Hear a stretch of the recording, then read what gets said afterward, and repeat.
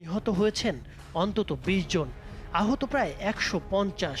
এখনও নিখোঁজ রয়েছেন অনেকে। ভয়াবহ টর্নেডোর তাণ্ডবে ধ্বংসস্তূপে পরিণত হয়েছে বেশ কয়েকটি গ্রাম ও শহর। ব্রাজিলে ভারী বর্ষণ ও বন্যার কারণে এ পর্যন্ত নিহত হয়েছেন ১৫০ জন, আহত হয়েছেন আরও ৮০০ জনের বেশি, নিখোঁজ এখনও ১১২ জন। ভারী বৃষ্টিপাতের ফলে সৃষ্ট বন্যায় ২০ লাখের বেশি মানুষ ক্ষতিগ্রস্ত হয়েছে এবং বন্যার কারণে ৬,২০,০০০-এর বেশি মানুষ হারিয়েছেন নিজেদের আবাসস্থল।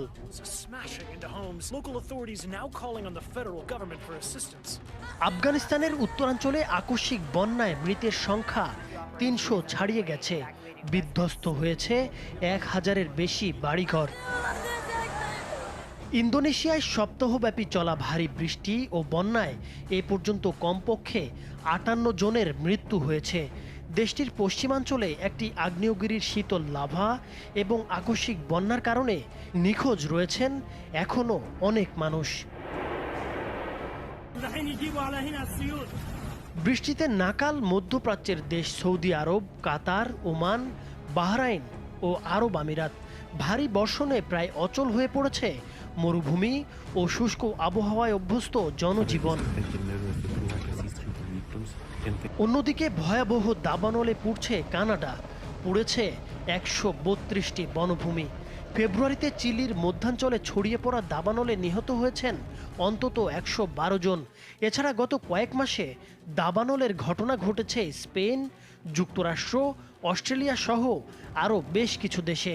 শুধু ২০২৩ সালে বিশ্বব্যাপী প্রাকৃতিক দাবানলের কবলে পড়ে মৃত্যু হয়েছে অন্তত ৩১০ জনের। মে মাসের শুরুর দিকে বাংলাদেশের সুন্দরবনের প্রায় ২ বর্গ কিলোমিটার এলাকায় লাগা আগুনও ছিল মূলত একটি দাবানল।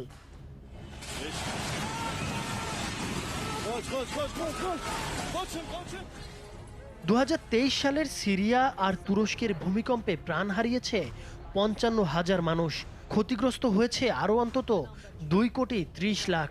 এছাড়া সম্প্রতি ভূমিকম্পের কবলে পড়েছে তাইওয়ান, জাপান, ইন্দোনেশিয়া, ইরান সহ আরও অনেক দেশ। প্রাণ হারিয়েছেন অনেক মানুষ।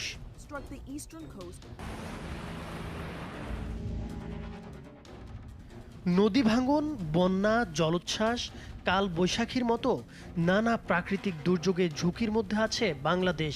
তীব্র তাপদাহের পর কয়েকদিনের বৃষ্টিতে দেশের তাপমাত্রা কমে গেলেও আবার শুরু হয়েছে মৃদু তাপপ্রবাহ।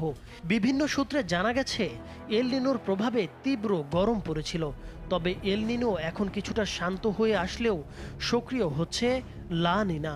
এর ফলে শুরু হতে পারে তীব্র বৃষ্টিপাত এবং বন্যা। এর মধ্যেই জানা গেছে বঙ্গোপসাগরে তৈরি হচ্ছে ঘূর্ণিঝড় রেমাল। এই মাসের শেষের দিকে বাংলাদেশে আঘাত হানতে পারে এই ঘূর্ণিঝড়।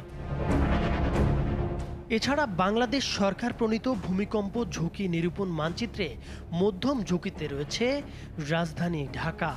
বিশেষজ্ঞদের মতে বিপদ আসতে পারে যে কোনো সময়। ঢাকায় এখন প্রায় ২ কোটি মানুষের বসবাস, বহুতল ভবন আছে ৬ লাখেরও বেশি।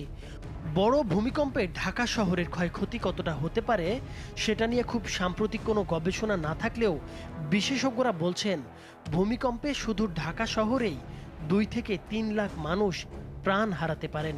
সেই সাথে অন্তত ২৫% বহুতল ভবন মাটির সঙ্গে মিশে যাওয়া।